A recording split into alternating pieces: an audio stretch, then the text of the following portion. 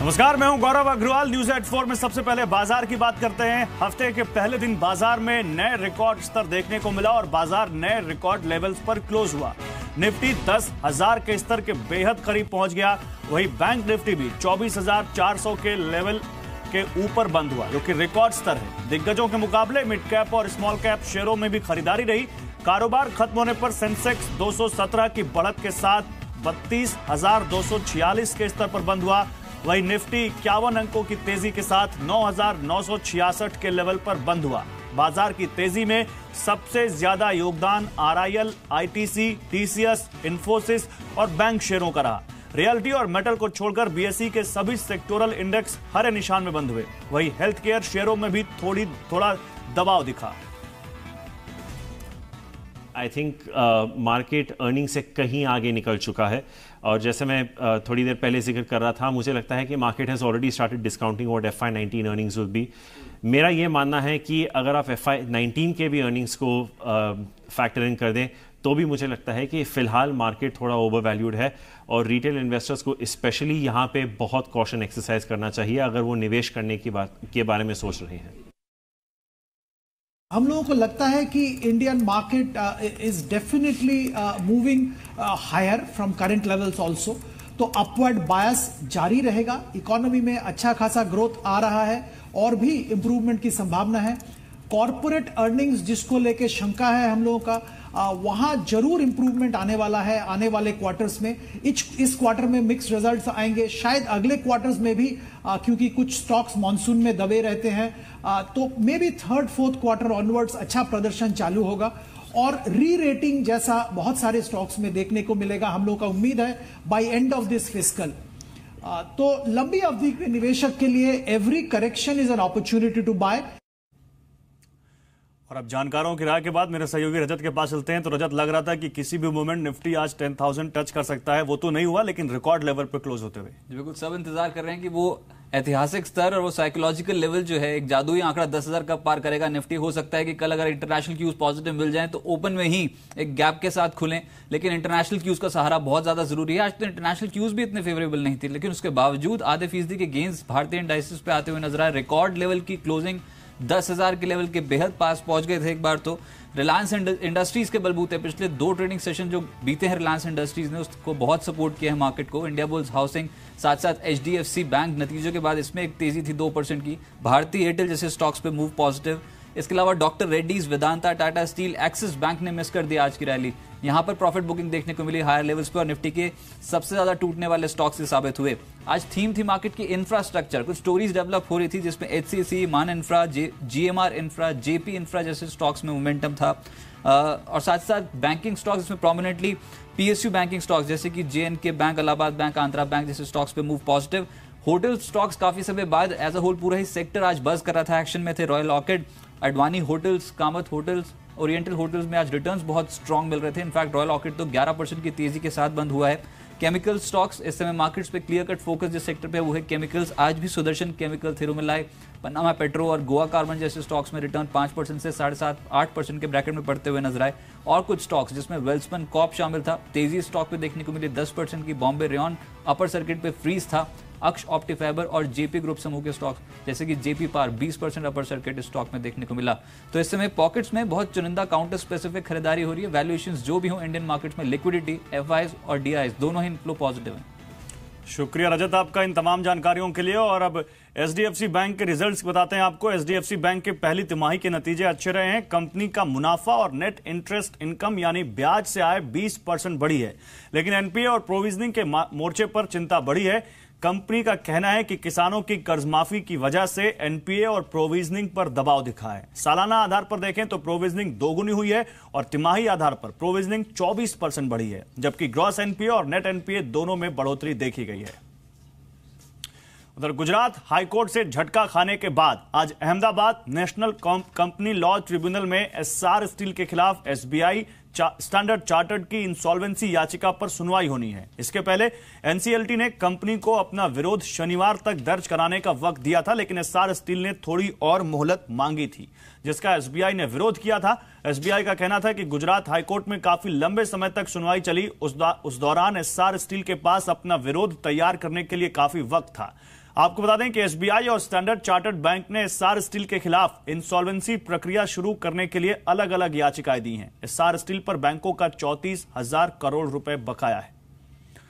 केतन मेरे साथ जुड़े हुए हैं। तो केतन, क्या इस मामले में और क्या अपडेट है? देखिए, अभी नेशनल कंपनी लॉ ट्रिब्यूनल में दलील चल रही है। स्टैंडर्ड चार्टर्ड बैंक और स्टेट बैंक ऑफ इंडिया ने अपनी दलील पूर्ण कर दी है और अभी एस्सार ने एक नया टेक्निकल मुद्दा उठाया है। उन्होंने कहा है कि एनसीएलटी के सामने जब ये आए तो जो कंसोर्टियम जो बैंकों का बना है उनके सिग्नेचर इसमें मौजूद है, लेकिन जो स्टेट बैंक ऑफ इंडिया के चेयरमैन है उनके सिग्नेचर इस पर नहीं है। तो ये टेक्निकल मुद्दे को ग्राउंड बनाकर अभी दलील चल रही है, लेकिन कुछ देर बाद शायद एनसीएलटी है वो अपना रुख साफ करे, लेकिन अभी एस्सार स्टील है वो अपना रुख कोर्ट के सामने, ट्रिब्यूनल के सामने रख रहा है। ठीक है, शुक्रिया केतन जोशी आपका इन तमाम जानकारियों के लिए। इस खबर पर नजर बना रही है, आपसे आगे अपडेट लेते रहेंगे। लेकिन आगे बढ़ते हैं। रियल एस्टेट रेगुलेशन एक्ट यानी रेरा पूरे देश में 1 मई से लागू हो गया है और 31 जुलाई तक नियमों के हिसाब से रेगुलेटर के पास सभी रियल एस्टेट प्रोजेक्ट का रजिस्ट्रेशन कराना होगा। लेकिन बिल्डर्स इससे बचने के लिए नई पैंतरेबाजी शुरू कर चुके हैं। कुछ बिल्डर्स ने ऑन गोइंग प्रोजेक्ट्स को इसके तहत शामिल करने को लेकर कोर्ट का दरवाजा खटखटाया है। रेरा के राह की मुश्किलें यही खत्म नहीं हुई हैं। अभी तक कई राज्यों में रेगुलेटर अपॉइंट नहीं हुए हैं। पश्चिम बंगाल और तेलंगाना जैसे राज्यों ने तो अभी तक रूल्स भी नोटिफाई नहीं किए हैं। उत्तर प्रदेश में अभी तक वेबसाइट नहीं बनी है। सवाल है कि आखिर 31 जुलाई तक सारे प्रोजेक्ट रजिस्टर्ड होंगे कैसे? ऐसे में सवाल उठता है कि क्या रियल एस्टेट सेक्टर का यह सबसे बड़ा रिफॉर्म कानूनी मसलों और राज्यों की लेट लतीफी में फंसकर तो नहीं रह जाएगा?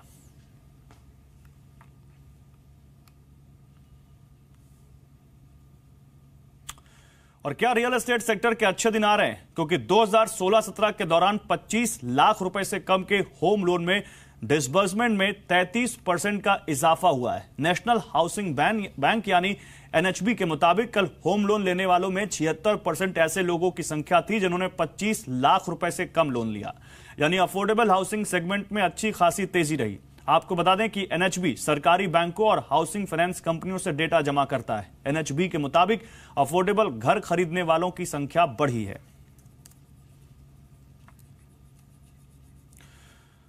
उधर ओएनजीसी और एचपीसीएल मर्जर का काम इस साल पूरा हो जाएगा। जी बिजनेस से खास बातचीत में पेट्रोलियम मंत्री धर्मेंद्र प्रधान ने कहा है कि मौजूदा वित्त वर्ष में ही प्रक्रिया पूरी कर ली जाएगी। उन्होंने कहा कि इंडियन ऑयल और ऑयल इंडिया लिमिटेड का भी मर्जर संभव है।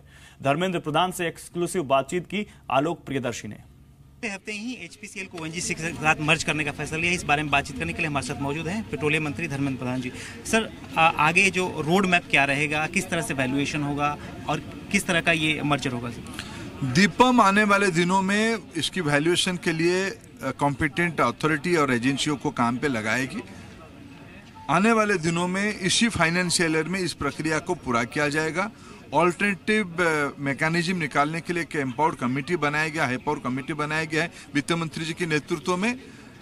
मैं मानता हूं इस प्रकार की रीअलाइनमेंट, फाइनेंशियल रीअलाइनमेंट देश की अर्थनीति के लिए, देश की ऊर्जा सेक्टर में एक बड़ा कदम होगी। सर, एचपीसीएल के मर्जर के बाद सर इसको अगर इंटरनेशनली देखें तो कितना ब्रांड कितना मजबूत होगा और साथ ही इसे आम आदमी को या कंट्री को क्या फायदा होगा? सर देखिए, भारत अपने आप में एक बड़ी बाजार बन चुकी है। विश्व की आने वाले 25 साल की इंक्रीमेंटल ग्रोथ की 25% भारत में ही होने वाला है। उसके अलावा साउथ ईस्ट एशिया में जो और अफ्रीका में जो इमर्जिंग मार्केट आ रहा है, वो सारे लोग भारत की कंपनियों के प्रति बड़े आस्था से दिख रहे हैं। ईएनपी हो या मार्केटिंग हो या पेट्रोकेमिकल में हो या रिफाइनिंग में हो। ओएनजीसी एक विश्वसनीय व्यवस्था विश्व की ईएनपी इंडस्ट्री में है। ओएनजीसी और एचपीसीएल जैसे मार्केटिंग कंपनी की सिनर्जी एक होलिस्टिक सॉल्यूशन भारत की बाजार को भी देगा, बाहर की बाजार को भी देगा। उधर आय कम दिखाकर सरकार को चूना लगाने वाली भारती एयरटेल, वोडाफोन, आइडिया समेत 6 टेलीकॉम कंपनियों की मुश्किलें बढ़ने वाली हैं। मार्केट रेगुलेटर सेबी और एक्सचेंज लिस्टेड टेलीकॉम कंपनियों से इस बारे में सफाई मांग सकते हैं। दरअसल सीएजी के ऑडिट में यह खुलासा हुआ है कि वित्त वर्ष 2011 से 2015 के दौरान 6 टेलीकॉम कंपनियों ने अपना सालाना रेवेन्यू कम दिया, जो कि 61,000 करोड़ रुपए होता है, जिससे सरकार को स्पेक्ट्रम चार्जेस और लाइसेंस फीस के तौर पर 7,697 करोड़ रुपए की चौपट लगी। इन टेलीकॉम कंपनियों पर 4,531 करोड़ रुपए रेवेन्यू इंटरेस्ट भी बकाया है। यानी टेलीकॉम कंपनियों को कुल 12,229 करोड़ रुपए सरकार को चुकाने हैं।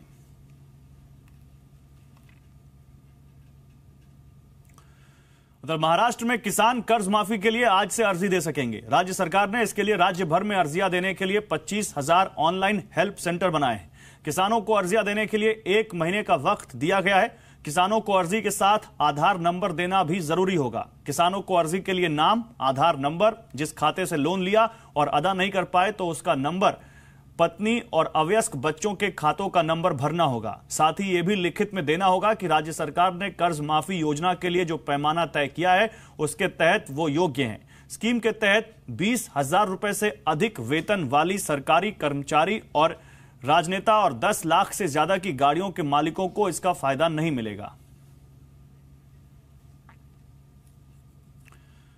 उधर सैमसंग का गैलेक्सी नोट 8 फोन अगले महीने आने के लिए तैयार है, लेकिन इसने अभी से ही बज क्रिएट कर दिया है। नोट 8 में कुछ नए और एडवांस फीचर्स हैं। बड़ा सवाल यह है कि सैमसंग गैलेक्सी नोट 7 को लेकर जिस तरह कंपनी की साख को बट्टा लगा, लोगों का भरोसा टूटा, क्या गैलेक्सी नोट 8 से वो भरोसा वापस आएगा?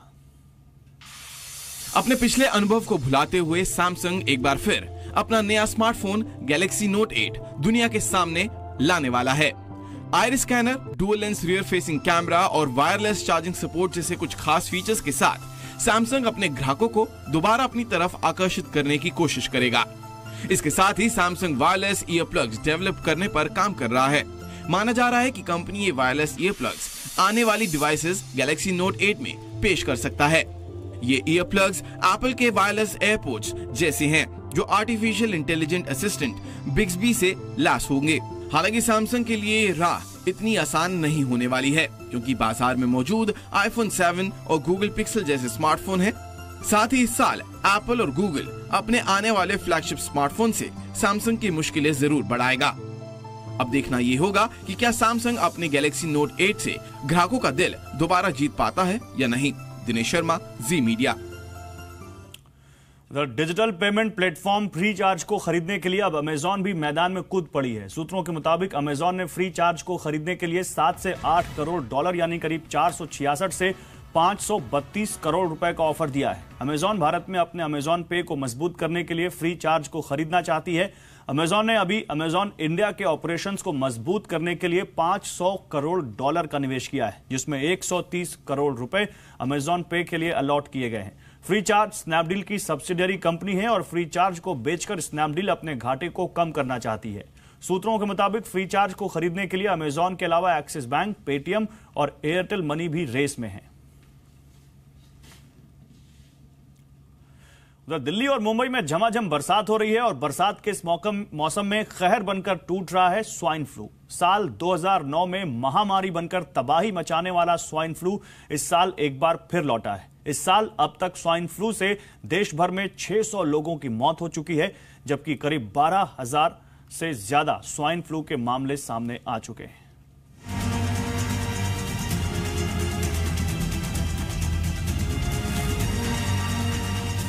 स्वाइन फ्लू फैलाने वाले H1N1 वायरस की चाल अब बदल चुकी है। पहले बीमारी सूअर से फैलती थी, लेकिन अब ये इंसान से इंसान में फैल रही है। यही वजह है कि देश भर में स्वाइन फ्लू के मामले बढ़ते जा रहे हैं। सरकारी आंकड़ों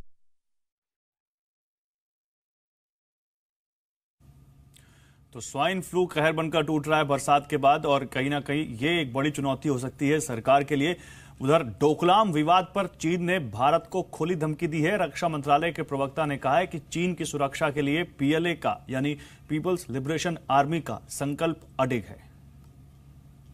डोकलाम विवाद को लेकर चीन ने भारत को खुली धमकी दी है। चीन के रक्षा मंत्रालय ने कहा है कि दोनों देशों के बीच सीमा विवाद को खत्म करने के लिए पहले शर्त है कि भारत सीमा से सैनिक हटाए। रक्षा मंत्रालय के प्रवक्ता वू कियान ने कहा है कि भारत समस्याओं को किस्मत और अवास्तविक हालात पर न छोड़े। चीन ने धमकी देते हुए कहा है कि पहाड़ को हिलाना आसान है, PLA को नहीं।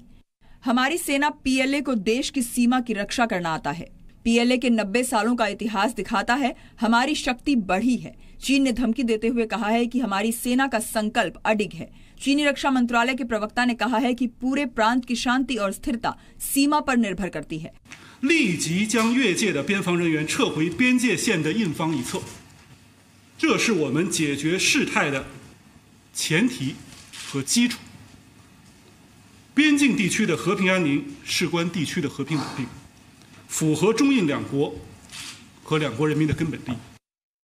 चीन के इस आक्रामक रवैये का कड़ा विरोध हो रहा है। वहीं शिवसेना का कहना है कि हमें पूरी तैयारी करनी चाहिए। चीन की इस तरह की धमकियां भारत के लिए एक सेल्फ इंट्रोस्पेक्शन का, आत्म विश्लेषण का कारण है कि क्यों आज चीन जैसा मुल्क जो हमारे बराबर था कभी, आज इतना आगे बढ़कर हमको धमकी दे रहा है और हमारी क्या स्थिति है। तो क्यों नहीं हम अपने को इतना ताकतवर बनाएं कि कल चीन भी हमारी आवाज सुने। चाइना हो, पाकिस्तान हो और कोई भी हो, इतिहास की बात अगर हम करेंगे तो उससे ना फायदा होगा ना नुकसान होगा। सबसे पहले हमारी तैयारी कितनी है। देखिए, मैं कहूँगी कि इंटरनेशनल पॉलिटिक्स में हमारे प्रधानमंत्री, हमारे पूरे देश के प्रधानमंत्री हैं, बहुत फेलियर की तरफ जा रहे हैं। चाहे चाइना का मामला हो, चाहे पाकिस्तान का मामला हो, चाहे कश्मीर का मामला हो। डोकलाम 300 वर्ग किलोमीटर का इलाका है जो चीन की चुंबी वैली से सटा हुआ है। डोकलाम भारत के सिक्किम के नाथुला दर्रे के पास है, जिसे ट्राई जंक्शन भी कहा जाता है।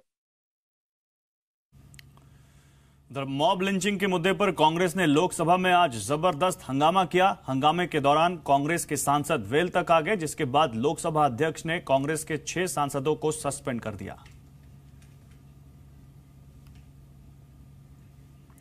तो कांग्रेस के 6 सांसदों को सस्पेंड किया गया है और ये 6 सांसद जब वेल में आ गए तो उन्होंने न केवल नारेबाजी की बल्कि इन्होंने कागज के कुछ टुकड़े भी स्पीकर की चेयर की तरफ फेंके, जिसके बाद स्पीकर ने एक सख्त टिप्पणी की और उनको सस्पेंड कर दिया 5 दिनों के लिए। हम आपको ये पूरी रिपोर्ट दिखाएंगे, लेकिन एक और खबर है जेएनयू से जुड़ी हुई। जेएनयू के छात्रों में देशभक्ति जगाने के लिए अब एक आर्मी टैंक का इंतजाम भी किया जा चुका है। जेएनयू के वाइस चांसलर जगदीश कुमार ने मांग की है कि जेएनयू कैंपस में सेना की तोप रखी जाए ताकि छात्र शहादत को याद रख सकें। कारगिल विजय दिवस के जश्न के मौके पर मंत्री वीके सिंह और धर्मेंद्र प्रधान की मौजूदगी में जगदीश कुमार ने यह मांग रखी। जेएनयू के वीसी ने जनरल वीके सिंह से अपील की कि वो जेएनयू के लिए एक पुराने आर्मी टैंक का इंतजाम करने में मदद करें ताकि यूनिवर्सिटी की किसी खास जगह उसे रखा जा सके। यूनिवर्सिटी के अंदर आर्मी टैंक छात्रों को भारतीय सेना के त्याग और बलिदान की याद दिलाता रहेगा।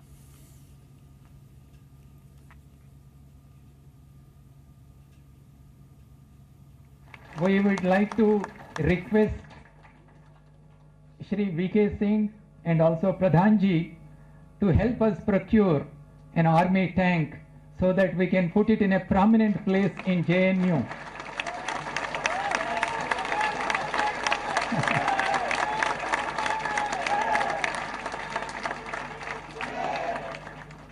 The presence of army tank in a prominent place here will remind constantly thousands of students who pass through this university the great sacrifices and the valor of our Indian Army. I would like to once again welcome you to this great event. तो इस मामले पर सियासत भी तेज हो गई है।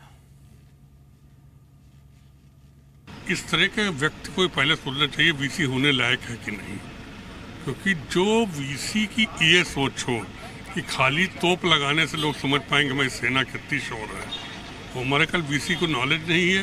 कहीं ना कहीं उनकी वो पहुंच जो है राजनीतिक रूप से हुई है, और मैं सरकार से कहूँगा ऐसे लोगों की नियुक्ति पर पुनर्विचार करें।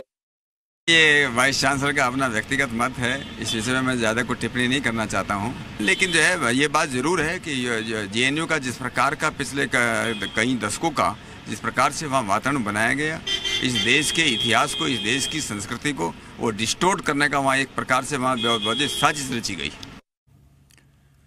तो मॉब लिंचिंग के मुद्दे पर जैसा कि मैं आपको बता रहा था, कांग्रेस ने लोकसभा में आज जबरदस्त हंगामा किया और हंगामे के दौरान कांग्रेस के सांसद वेल तक आ गए। उन्होंने कागज के कुछ टुकड़े कांग्रेस स्पीकर की चेयर की तरफ फेंके, जिसके बाद लोकसभा अध्यक्ष ने कांग्रेस के 6 सांसदों को 5 दिनों के लिए सस्पेंड कर दिया। शून्यकाल में कांग्रेस सांसद हंगामा करते करते लोकसभा में वेल तक आ गए। हालात ये बन गए कि कांग्रेस सांसदों ने सदन में कागज उछाले और स्पीकर पर फेंक दिए। स्पीकर सुमित्रा महाजन की बार बार अपील को भी कांग्रेस सांसदों ने अनसुना कर दिया। कांग्रेस सांसदों का हंगामा जारी रहने पर लोकसभा स्पीकर ने गौरव गोगोई, के सुरेश, अधीर रंजन चौधरी, रंजीत रंजन, सुष्मिता देव और एम.के. राघवन को 5 दिन के लिए सस्पेंड कर दिया। चिट्ठी लिखने के अलावा अभी तक मुजरिमों को नहीं पकड़ा है।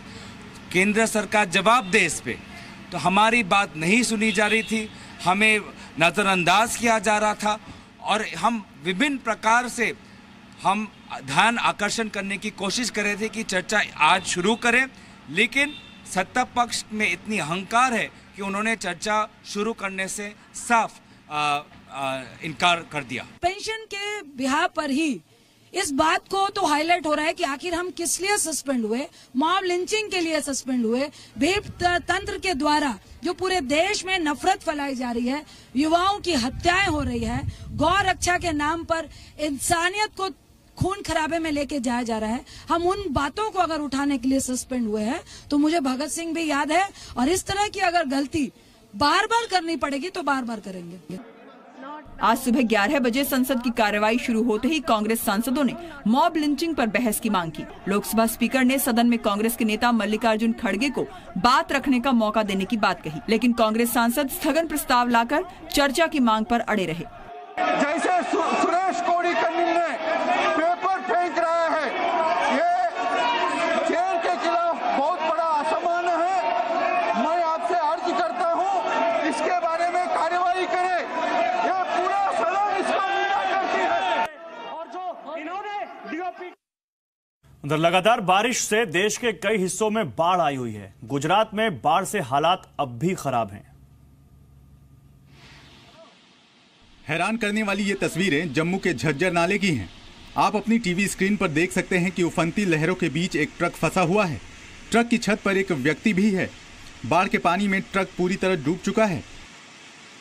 पुलिस ने रेस्क्यू ऑपरेशन चलाकर इस व्यक्ति को सुरक्षित बचा लिया। बताया जा रहा है कि ये व्यक्ति ट्रक का खलासी था और नाले में ट्रक को धोने के लिए ले गया था, लेकिन अचानक बाढ़ का पानी आ गया और ये वहीं फंस गया। बाढ़ की ये तस्वीरें गुजरात के बनासकांठा की है। गुजरात में भी बाढ़ ने आफत मचा रखी है। सड़कों पर पानी इतना भर चुका है कि ट्रक डूब गए हैं। सड़क पर खड़ी कार तो पूरी तरह पानी में समा चुकी है। बनासकांठा में 24 घंटे में 8 इंच तक बारिश दर्ज की गई है। राजकोट में बाढ़ में फंसी 2 नवजात बच्चों और उनकी मां को एयरफोर्स की रेस्क्यू टीम ने निकाला। सूरत की डूमस बीच पर 2 बहनें डूब रही थीं, जिन्हें स्थानीय लोगों ने बचा लिया। गुजरात के मुख्यमंत्री विजय रूपानी ने बाढ़ प्रभावित इलाकों का हवाई दौरा किया। गुजरात सरकार बाढ़ से निपटने की तैयारियों का दावा कर रही है। हमारा बचाव कार्य चालू है। हमारी 4 एनडीआरएफ की टीम बोट के साथ वहीं पर अभी कार्यरत है। इस बचाव कार्य में एनडीआरएफ ने 120 लोगों को डीसा के बाजू में एक भड़त गांव है, वहीं से बचाया है। राजस्थान के उदयपुर में भी बाढ़ के पानी में एक कार बह गई। हादसे में एक व्यक्ति की मौत हो गई, जबकि 2 लोगों को बचा लिया गया। गुजरात में बाढ़ से 10 से ज्यादा लोगों की मौत हो चुकी है। राजकोट में वायुसेना और एनडीआरएफ की टीम राहत और बचाव के काम में जुटी है। 7000 लोगों को सुरक्षित स्थानों पर पहुंचाया जा चुका है। और अलगाववादियों के खिलाफ सरकार ने एक बड़ा एक्शन लिया है। नेशनल इन्वेस्टिगेशन एजेंसी यानी एनआईए ने टेरर फंडिंग के आरोप में हुर्रियत के 7 नेताओं को गिरफ्तार किया है।